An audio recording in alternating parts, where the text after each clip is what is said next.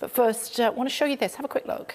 West Midlands Ambulance Service tweeted this picture of a note left on an ambulance blocking a driveway while the paramedics were attending to a man in critical condition. The note reads, "You may be saving lives, but don't park your van in a stupid place and block my drive."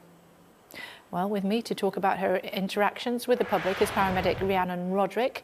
Hello to you, thanks for joining us. Sadly, we believe that the person that they'd gone to see actually subsequently died, so hopefully the person who wrote that note is feeling pretty bad about it right now. How common is it, Rhiannon, to have this sort of interaction with the public?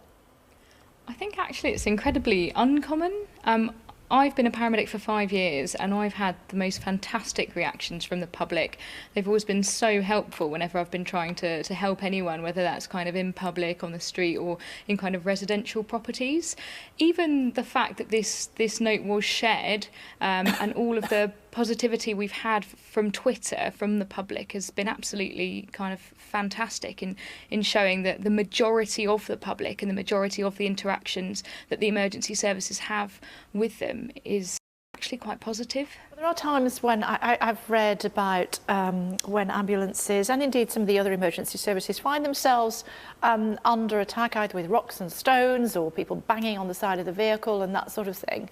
I'm guessing that the police and the fire service are perhaps a little bit more set up, prepared to be able to deal with that eventuality, whereas one doesn't think about that when you think about ambulance personnel.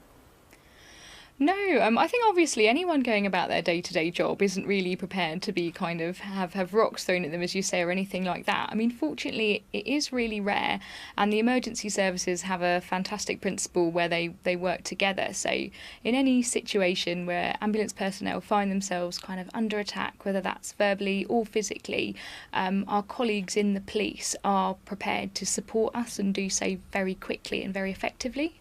Generally, you say that you find that people are very helpful. In what way?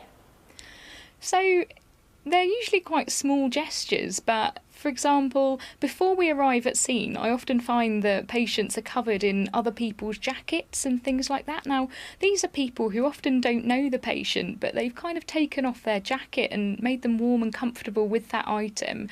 Myself, I've experienced times when shopkeepers have brought over bottles of water or snacks for the casualty, and it's not always appropriate for them to have a snack, but just the kindness that's shown from people that don't know each other for someone else in difficulty is absolutely fantastic.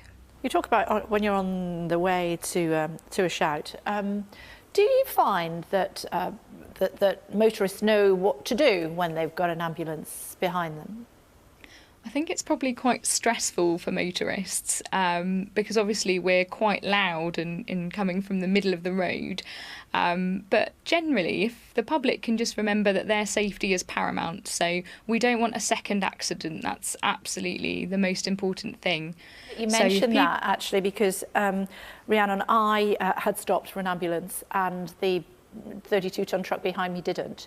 And so I found myself in hospital having stopped for the ambulance. And it's amazing how much that happens. Well, that's awful. I'm really sorry to hear that. I'm fine. Don't worry about it.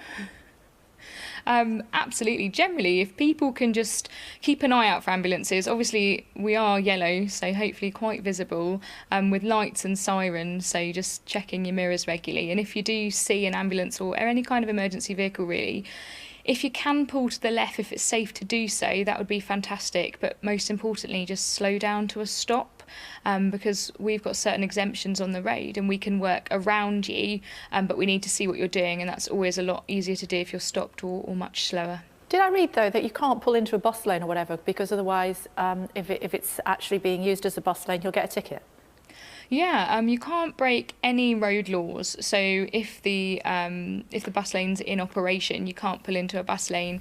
You can't go through red lights or anything like that. And that is just about keeping people safe. So as you say, we don't want a second accident. So we don't want anyone going through a red light because obviously motorists coming from the other direction may not have seen us. So just keep safe, legal and slow, and we'll work around you, if that makes sense, if you can slow down and pull to the left. Safe, legal and slow. I'm going to use that. Rhiannon, it's great to talk to you. Thanks very much indeed. Thank you for joining us. Thank you. You'd want Rhiannon to look after you, wouldn't you, if you needed it? We'll see you at top of the hour.